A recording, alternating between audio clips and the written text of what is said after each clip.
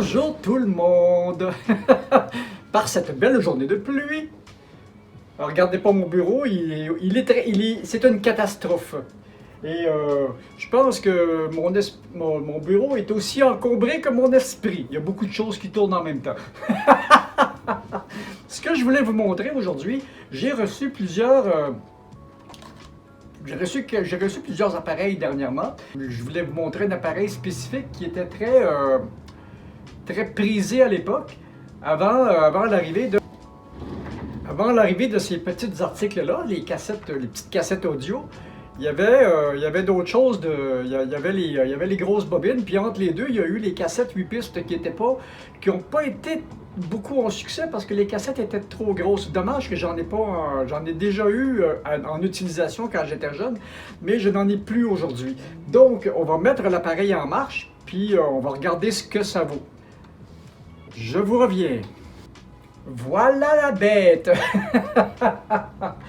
Je vous l'avais montré il y a quelques temps. Mais là, on va essayer de le faire fonctionner. Donc, c'est parti!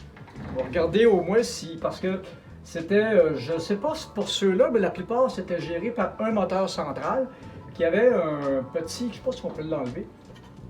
Ah, non, on ne peut pas l'enlever, elle est fixée là. Il y avait un petit dispositif qui faisait avancer la bande passait ici. Et puis, tu avais un moteur aussi qui tirait sur la bande, et tout ça avec des systèmes de courroie à l'intérieur. Alors, si on fait... Ah! Le moteur vient de se mettre en marche. C'est déjà bon signe. Si on essaie de le faire marcher. OK. Il y a un moteur qui ne marche pas.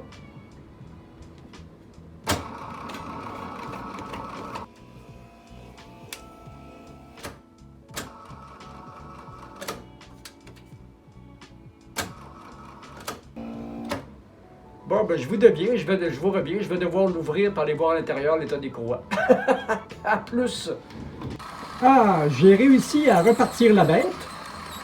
Il y a un bon Pink Floyd qui tourne dessus, mais la vitesse n'est pas stable, donc on va faire avec, on va la remonter. On va achever de la nettoyer, puis on va la remonter. Mais elle marche!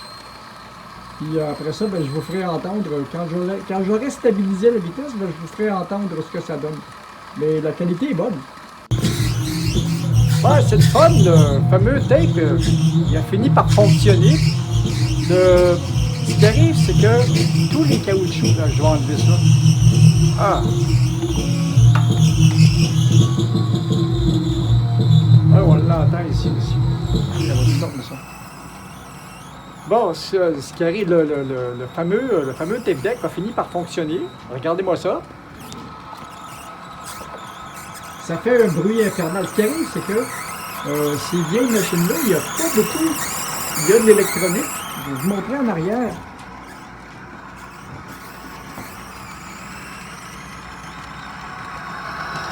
Il y a de l'électronique pas tant que ça. Il y a un gros moteur qui traîne tout le système. Il y a un petit peu d'électronique sur les préamplis audio puis les commandes pour faire marcher le cerveau. Mais c'est tout, il n'y a presque rien. Mais tout le reste. Et quand on remet la bobine à zéro, ben c'est ça. On part à tourner puis on attend. Ça prend le temps que ça prend. C'était la même chose avec les cassettes. Donc, je vous reviens quand j'aurai enlevé les bobines. Je vais vous montrer autre chose, parce que moi, je suis quand même un habitué de ces vieilles technologies-là, parce que j'ai grandi avec ça. Ça, ce que je suis en train de vous montrer, c'est ce qu'on avait il y a 40 ans. Là, aujourd'hui, on est à des années-lumière, parce que il y a eu ces tapes-là qui ont même servi aussi sur les premiers systèmes de stockage informatique. C'était des engins de ce genre-là, mais qui étaient contrôlés par l'ordinateur, par des petites commandes. Je pourrais vous montrer ça à un moment donné sur mes vieux TRS, comment ça fonctionnait, parce que j'ai travaillé avec les systèmes à ruban comme ça, sur les ordinateurs. Puis, après après ces bobines-là, ben, il y a eu les cassettes 8 pistes, il y a eu les cassettes 4 pistes, il y a eu les CD, il y a eu les DVD, il y a eu les... Maintenant, dans les clés USB. On a été dans les clés USB un bout parce que les dernières choses que j'ai envoyées à des clients, c'était sur clé USB. Et puis maintenant, avec les gros serveurs FTP, on est, depuis quelques années, j'avais déjà pris l'habitude de mon ancien emploi, j'étais infographe et imprimeur sur des grosses imprimantes numériques. Et on avait pris l'habitude de travailler sur des FTP avec des documents, les premiers documents que j'ai reçus il y a 15 ans étaient des documents qui jouaient à peu près dans 1 mégabyte à 2 mégabytes. Puis quand je suis parti les derniers temps, c'était pas rare que les documents avaient 1 gigabyte. Donc, et puis après ça, ben aujourd'hui, on est carrément dans le cloud. Il n'y a presque plus personne, mais je suis encore un des vieux dinosaures qui roule encore un serveur interne à la maison. C'est rare. Et puis, hop, c'est presque fini. Là, je suis avec mon cellulaire, ça ne sera peut-être pas parfait. Hein, je vais tasser ma souris. Aïe. Ce sera peut-être pas parfait, on va essayer de ne pas avoir d'ombre. C'est un très très gros assemblage de courroies, de petits pinch de courroies, de petits pinch rollers, de ressorts pour contrôler les tensions. Et puis voilà OK, on s'en va-tu là? Les têtes de lecture et d'enregistrement. Et puis, ben là, quand je vais enregistrer, je vais probablement y remettre quand je vais faire de l'enregistrement, je vais peut-être probablement y remettre son devant. Et puis, on va regarder comment ça travaille. Donc, maintenant que je sais qu'il fonctionne, que la vitesse est stable, on va faire un test d'enregistrement. Parce que les choses qu'il y a d'enregistré dessus, c'est des choses qui datent de pas mal d'années. Et puis, le son même le ruban était abîmé. Puis, le son est pas très bon. Il y avait des bobines sur la machine, puis quand j'ai réenroulé les bobines, la ferrite était collée était tout collé sur le ruban. Donc, ce qu'il y a sur les rubans, je peux pas vous montrer ça parce qu'il y a du Pink Floyd, il y a du Metallica, il y a toutes sortes de choses dans le genre. Et puis, ben, la prochaine, quand je vais revenir, ben, ça va être le test d'enregistrement. J'ai déjà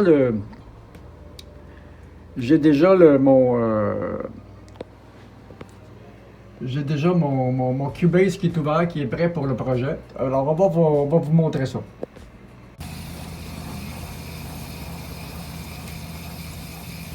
Bon, on va reculer et enlever les bobines, puis je vais vous montrer quelque chose. Ça ne sera pas tellement long. Voilà, j'ai un problème. Cet appareil-là a 3 têtes. 3 têtes de lecture. Il y en a une qui sert sûrement à faire de l'effacement, puis les 2 autres, il y en a une pour la lecture, puis une qui sert sûrement pour les enregistrements. Il y a une tête qui refuse obstinément de fonctionner, la machine ne veut pas enregistrer. Et puis, comme c'est plein de ressorts partout et de ce qu'on appelle en anglais des dampers. En français, il y a des courroies partout. Et un autre problème que j'ai, c'est que tous les galets, ces pièces-là ici, tombent littéralement en poussière. Il y en a un ici, il y en a un ici, il y en a un autre. Aïe aïe aïe. Il y en a un autre ici. Et puis, il y a des interrupteurs. Il y a les potentiomètres pour ajuster le volume d'enregistrement ne semble pas fonctionner. Et puis, je crois que les interrupteurs en arrière qui sont branchés là-dessus, j'ai essayé de les arranger. Ils ont l'air de fonctionner, mais il y a un autre problème. Et si on regarde l'électronique en arrière, ben, c'est compliqué à jouer là-dedans pendant qu'il y a du courant dessus parce que toute cette section-là ici La section du haut, c'est la partie où le courant arrive et est distribué à différentes places dans la machine. Donc, il y a du 110 volts. Et puis, cette partie-là, ce sont les interrupteurs pour l'enregistrement qui sont là avec d'autres commandes. Et puis, là, il y a le préamplificateur qui est ici. Le gros moteur qui tourne encore. Attends, je vais l'arrêter.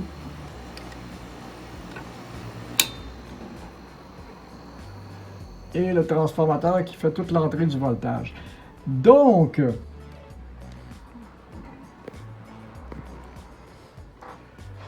j'aurais beaucoup aimé vous montrer le fonctionnement de cette machine, mais on va arrêter ça là, parce que je risque de mettre des heures et des heures et des heures. Je vais la remonter ses panneaux, la mettre en attente. Et puis peut-être, je sais pas, là, elle va continuer à décorer ma bibliothèque, puis peut-être qu'à un moment donné, quand je prendrai ma retraite dans quelques mois, je ferai des investigations plus poussées parce que le problème ne semble pas très grave, mais souvent c'est un interrupteur, il y a des interrupteurs électroniques, des interrupteurs mécaniques, des fois quelques condensateurs qui fonctionnent pas. Ou des fois, ou dans certains cas, la tête de lecture est tout simplement brûlée. Ça arrive parce que au début, ça enregistrait un petit peu. Là, maintenant, quand je passe la bande, la bande en mode enregistrement, la bande s'efface, mais il n'y a plus d'enregistrement. Donc, on a un autre problème. Là. Il va falloir trouver ce que c'est. Puis les têtes étaient assez oxydées. Donc, c'est ça. On arrête le projet là. Je vais remonter ça, remettre ça dans ma bibliothèque. Je vais le remonter comme il faut, le remettre dans ma bibliothèque en arrière, puis on va passer à un autre projet. C'est dommage. Ça arrive que je manque mon coup des fois. Salut, à la prochaine!